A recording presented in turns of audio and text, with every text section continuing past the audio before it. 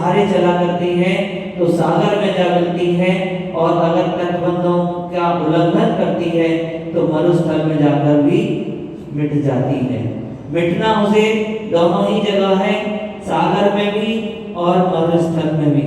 लेकिन अगर वो सागर में मिटती है तो अपने रूप को बृहद आकार प्रदान करती है, और अगर मरुस्थल में जाकर मिटती है तो अपने स्वरूप को नष्ट कर दिया करती है। उसी प्रकार अगर कोई दीपक टिमटिमा रहा है और उस पर चिमनी रख दी जाए तो ना तो उसको कोई हवा का झोंका ही उसको बुझा सकेगा, और ना ही उसमें जो प्रकाश है वो भी सघनता को प्राप्त हो जाता है, और हम उसमें कुछ भी कार्य अपना संपादित कर लिया करते हैं। उसी प्रकार रेलगाड़ी भी अगर पटरियों को छोड़ दे तो उसका एक्सीडेंट हो जाता है, नहीं होता, उसका भी एक्सीडेंट हो जाता है। तो हमारे जीवन में भी संयम की बहुत बड़ी महत्ता है। अगर हम संयम के माध्यम से अपने जीवन को संयमित करें और उसको अपने जीवन को संयमित करें तो हमारा जीवन भी एक निश्चित लक्ष्य की ओर प्राप्त हो सकता है। सम्यक प्रकार से इंद्रियों और मन को वश में करना सम्यक प्रकार से इंद्रियों और मन को वश में करना संयम कहलाता है। तो संयम क्या है? सम्यक प्रकार से यानी कि भली प्रकार से अपने इंद्रिय और मन को वश में रखना, जिससे उन पर लगाम लगी रहे। इंद्रियों पर लगाम लगाना बहुत जरूरी है, क्योंकि ये इंद्र के घोड़े के समान हैं।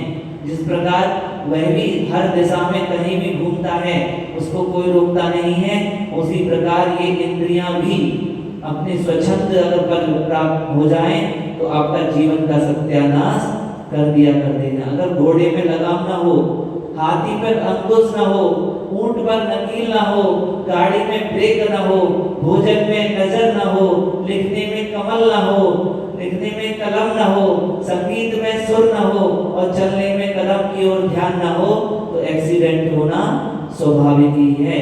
इन सब बातों का हमें ध्यान रखना पड़ता है।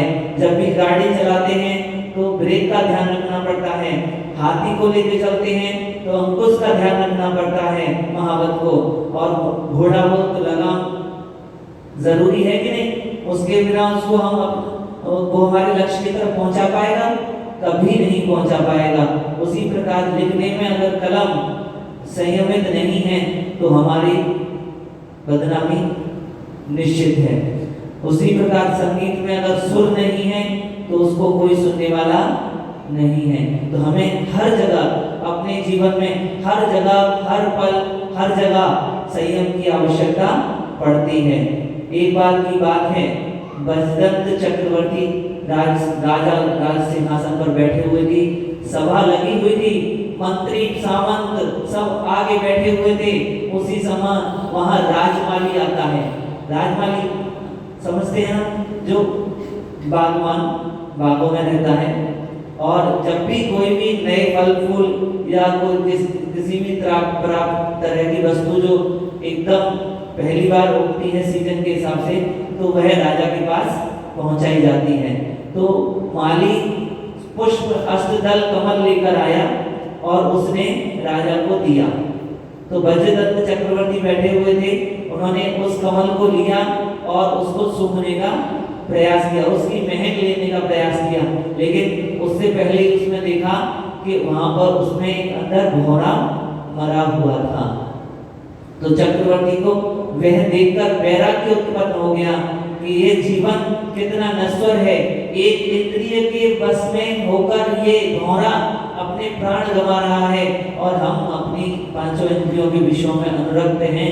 कैसे हमारे जीवन का उद्धार हो सकेगा? ऐसी भावना उन्होंने भाई, और भावना भाने के बाद तुरंत वैराग्य पथ की ओर चलने का निर्णय ले लिया और अपने 1000 पुत्रों को वहां पर, उनके 1000 पुत्र थे, उन सभी को आमंत्रित किया। 1000 पुत्रों को राज तिलक, भाई राजा हैं तो सारी व्यवस्था देखनी पड़ती है कैसे क्या है। तो उन्होंने राजपुत्रों को आमंत्रित किया।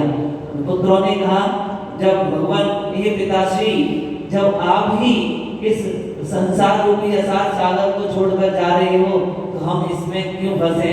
हमें भी इस आपके साथ ही जैनेश्वरी दीक्षा को अंगीकार करना है। और उन्होंने अपने पोते का, जो छोटा सा पोता था, उसका राज तिलक किया और उसके बाद 1000 पुत्रों के साथ जिन दीक्षा को ग्रहण कर लिया। तो संयम का इतना महत्व हुआ करता है अपने जीवन में। आप देखिए, अगर सोलर कुकर है, सूर्य की किरणों को आप एकत्रित करके सोलर कुकर के माध्यम से भोजन पका सकते हैं, लेकिन अगर उनको एकत्रित न किया जाए तो कभी सूर्य की किरणों से भोजन बनेगा क्या? बनेगा? तो उनको भी अगर हमने संयमित किया है तो उससे भी हम भोजन बना सकते हैं। आचार्यों ने संयम के 2 भेद किए, एक सकल संयम और एक देश संयम। सकल संयम कोई बताएगा क्या होता है? हाँ बताइए।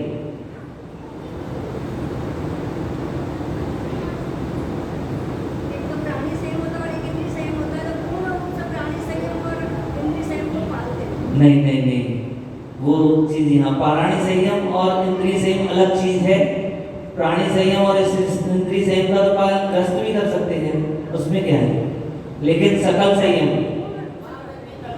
संयम यानी कि महाव्रत रूप व्रत के परिपालन को सकल संयम कहा है। महाव्रत रूप महाव्रतों को पालन करने को सकल संयम कहा है। अनंतानुमंती चतुष्क, अप्रत्याख्यान चतुष्क और प्रत्याख्यान चतुष्क, इन 3 कषायों की चौकड़ी का अभाव होना उसको सकल संयम कहा गया है। उनके स्वरूप से ये उत्पन्न होता है। और देश संयम अणुव्रतों का जो पालन करते हैं पंचम मूल स्थान में, अणुव्रतों का परिपालन को देश संयम कहा। तो अनंतानुमंती चतुष्क और अप्रत्याख्यान चतुष्क, इसका इन 2 चौकड़ियों का इसमें अभाव रहता है।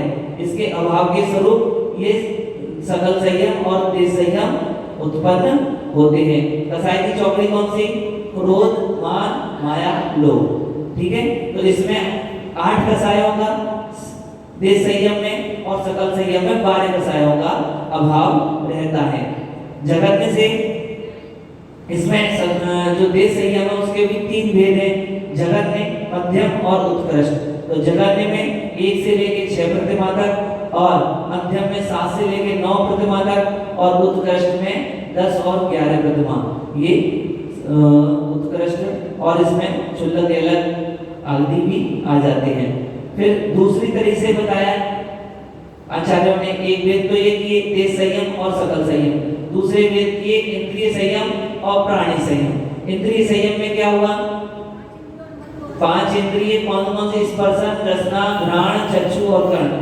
5 इंद्रिय और 6ठा मन, इन 6 को अपने वश में करना, ये इंद्रिय संयम। और प्राणी संयम कौन सा हुआ?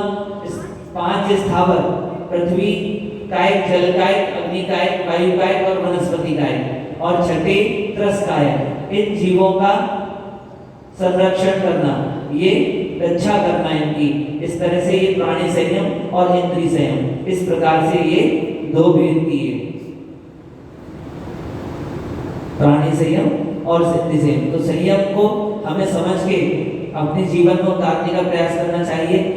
जल्द से जल्द हमें कम से कम पंचम पूर्ण स्थान को प्राप्त करें। घर में भी रह रहे हैं और हम नियमों का पालन नहीं कर पा रहे हैं, अगर हमें महाव्रतों के पालन करने में कोई अड़चन आ रही है या हमें लगता है हमारी सामर्थ्य नहीं है, तो हमें कम से कम अणुव्रतों का पालन तो करना ही चाहिए, प्रतिमा आदि लेकर ही रहना चाहिए, जिससे हमारी सीट तो पक्की रहेगी ना।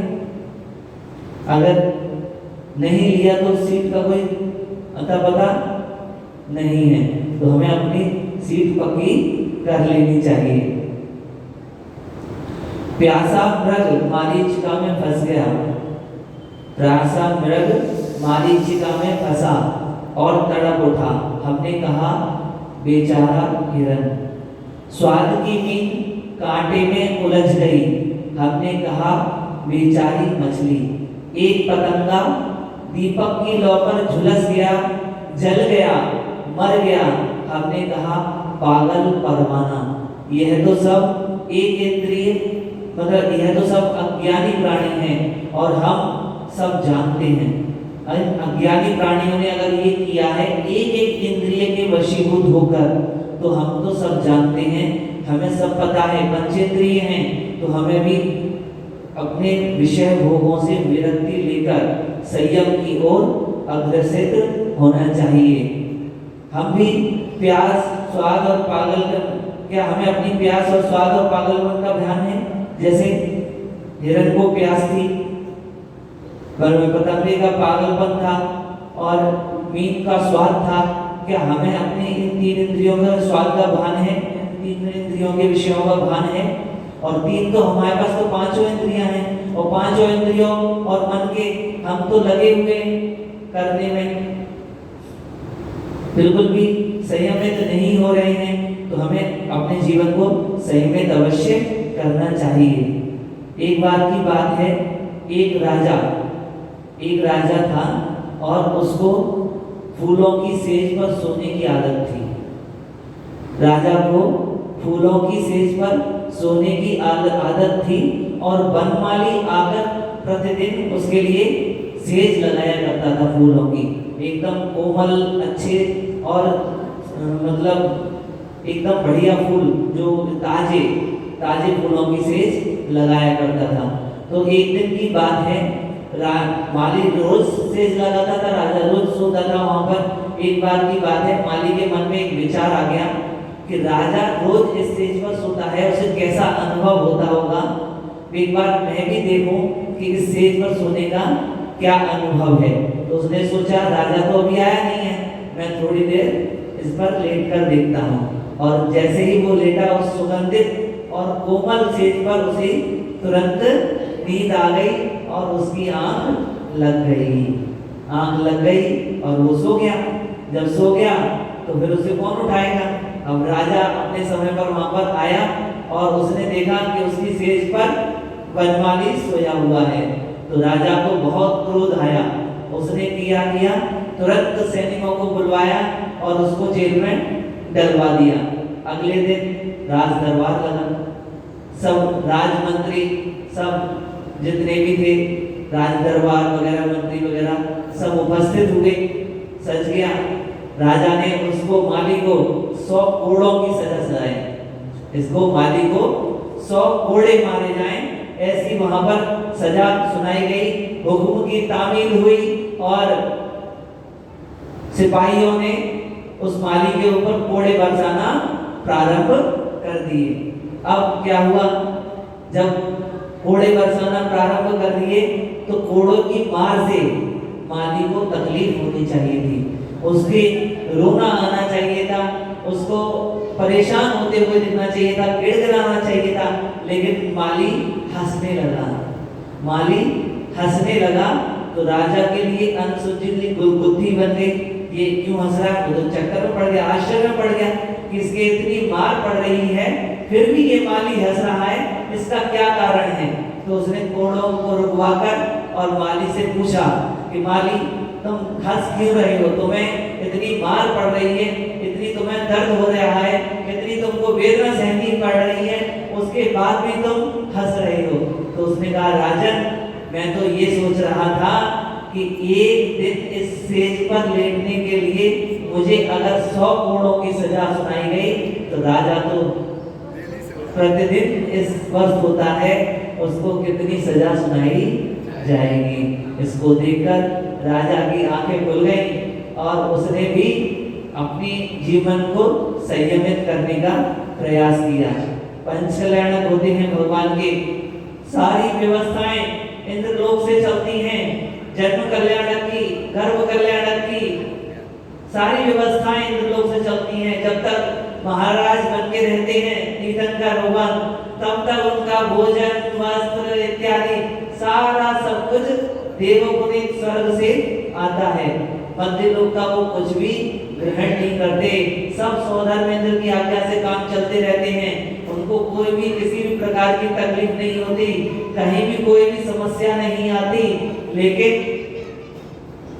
जब तब कल्याण की बारी आती है संयम के दिन की बारी आती है तो महिमा संयम की होती है, मनुष्य लोक की होती है। मनुष्य लोग पालकी उठाने का अवसर भी मनुष्यों को मिलता है, क्योंकि देव संयम ग्रहण नहीं कर सकते। मनुष्य संयम ग्रहण करते हैं तो उनको उसका अवसर प्रदान किया जाता है, इसलिए संयम की बड़ी ही महिमा है। संयम की महिमा गाते हुए पर कविवर ध्यानंद राय जी ने पूजन की पंक्तियों में कहा, काय क्षमो प्रतिपाल पंचेंद्रिय मन बस करो। इंद्रिय और मन को बस में कर गए षट काय के जीवों की रक्षा करते हुए हमें कार्य करना चाहिए। आगे क्या कहा, संयम रतन समाल विषय चोर बहु फिरत है। संयम रूपी जो अनमोल रतन है उसको हमें संभाल कर रखना चाहिए, वरना विषय भोग रूपी जो चोर है वो उसको चुरा कर ले जाएंगे। एक बार आप विषय भोगों की तरफ मुड़े तो वो आपको एकदम चुंबक की तरह आकर्षित कर लेते हैं। आपने उनको तब देखा तो वो आपको खींच लेंगे। अगर आप उनकी तरफ जरा भी आकर्षित हो गए तो वो आपको अनंत संसार की यात्रा भी करा देंगे। उत्तम संयम कहु मन मेरे, हे मेरे मन संयम को संभाल, भव भव के भाजे अंग तेरे। अगर मैंने संयम को संभाल लिया तो भव भव के मेरे रोग दूर हो जाएंगे। उत्तम संयम के पाले ज्ञाता, नरभव सफल करे ले साता।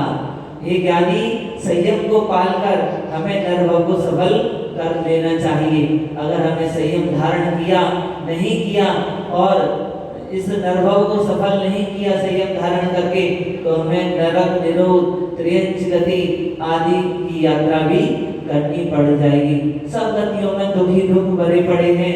अगर हमें दुखों से बचना है तो संयम को धारण ही करना चाहिए। सुरग नरक पशुगत में नाही, आलस हरण करण सुठाही। सुरग स्वर्ग नरक और पशु गति में संयम नहीं पाया जाता, ये तो सिर्फ मनुष्य गति में ही पाया जाता है। तो हमें आलस्य को छोड़कर सुख का उपाय करना चाहिए। था ही पृथ्वी जल आग मार्ग, रूप त्रस करुणा ध्रुव। पृथ्वी जल अग्नि वायु और त्रस जीवों पर हमें करुणा करनी चाहिए। सब रसन रसना घ्राण नैना, कान मन सब बस करो। स्पर्श रसना घ्राण चक्षु कर्ण इनको बस में करना चाहिए। यहाँ भी पंडित जी ने प्राणी संयम और इंद्रिय संयम को करने का हमें उपदेश दिया। जिस बिना नहीं जिन राज सीजे, दूर लोग जग कीच में। तीर्थंकर जैसी आत्माओं को भी जंगल जाना पड़ता है, संयम धारण करना पड़ता है, घर का त्याग करना पड़ता है, उन्हें भी इसके बिना मुक्ति नहीं मिलती। तो हमारी तो औकात ही क्या है, हम क्यों इस कीचड़ में फंसे हुए संयम का प्रयास नहीं करते। छोटे छोटे नियम भी अगर भैया जी लेना चाहें तो नहीं लेना चाहते, कोई लेना चाहे तो उसमें भी दूसरे लोग अरे अभी रहने दो, छोटा है, बाहर जाता है, पढ़ता है, लिखता है, ये करता है, ये सारे बहाने तुरंत उपस्थित हो जाते हैं। दूसरे लोग उसकी वकालत करने लगते हैं। जब आप ही उसको रोकोगे तो आगे उसके जीवन में कैसे संयम के संस्कार पड़ेंगे। छोटे छोटे नियमों से अगर हम अभी बच्चों को नहीं समझाएंगे तो आगे वो कैसे पुण्य सागर महाराज बनेंगे, बताइए। और पुण्य सागर बनाने नहीं बनाने इस नगरी से कि एक हो गए बस काम हो गया, अब नहीं चाहिए दूसरे, बताइए। तो संयम के लिए हमें हर पल तैयार रहना चाहिए। हम घर से नहीं निकल पा रहे ना, यहाँ तो हैं, जब तक घर में हैं तब तक छोटे छोटे नियम बच्चों को छोटे छोटे नियम दिलवाएं, खुद भी पालन करने का प्रयास करें। सुबह भी मुझे सबको ढूंढना पड़ता है, उसको सबको बोलना पड़ता है। आप स्वयं से आकर नियम लें कि हाँ भैया जी हम ये नियम लेना चाहते हैं, हमें ये नियम दे दीजिए, तो आप कितना अच्छा लगेगा। स्व की जो भावना से उत्पन्न होकर आएगा उसका प्रभाव अलग होगा, उसका पुण्य अलग होगा। तो कल से सब लोग आएंगे ना स्वयं के, ढूंढना पड़ेगा कल से फिर भी मुझे, बोलिए। तो अपने को संयम की ओर अग्रसर रहना चाहिए। भले ही हम चलो महाव्रत नहीं पालन कर पा रहे, अणुव्रत नहीं पालन, पहले तो अणुवत ही रहकर रहना चाहिए। प्रतिमा आदि को लेकर ही हमें घर में रहना चाहिए। जिनकी उम्र ज्यादा वो तो कम से कम प्रतिमाधारी बने, छोटे वाले नहीं बन रहे तो। और छोटे छोटे जो लोग हैं, बच्चे हैं, अगर वो नहीं प्रतिमाओं में व्रत ले पा रहे हैं तो छोटे छोटे नियम, आलू प्याज आदि दादी का तो त्याग कर ही सकते हैं। छोटे छोटे नियम ही एक दिन बड़े बन जाते हैं। आगे क्या कहा, एक घड़ी मत विसरो करो नित आओ जाओ मुख बीच में। एक भी घड़ी हमें संयम के बिना नहीं बितानी चाहिए, क्योंकि हमारी आयु यमराज के बीच में है। यमराज है, कब आएगा कुछ पता है? किसके लिए?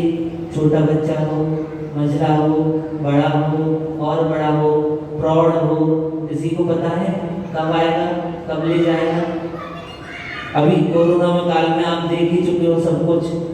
कोरोना काल में देख चुके नहीं देख चुके? कोरोना काल में सब देख चुके हो आप कि किस तरह की परेशानियां, कैसी कैसी परेशानियां हमारे जीवन में आ सकती हैं। कौन जा सकता है कुछ पता नहीं, आज है और कल नहीं रहे, ऐसी भी सूचना आपको मिली। शॉक्ड हो गए लोग, आप समझे? तो हमारी जो आयु है वो यमराज के बीच में है, मुख के बीच में। एक बार की बात है, एक सेठ जी ने यमराज से दोस्ती कर ली।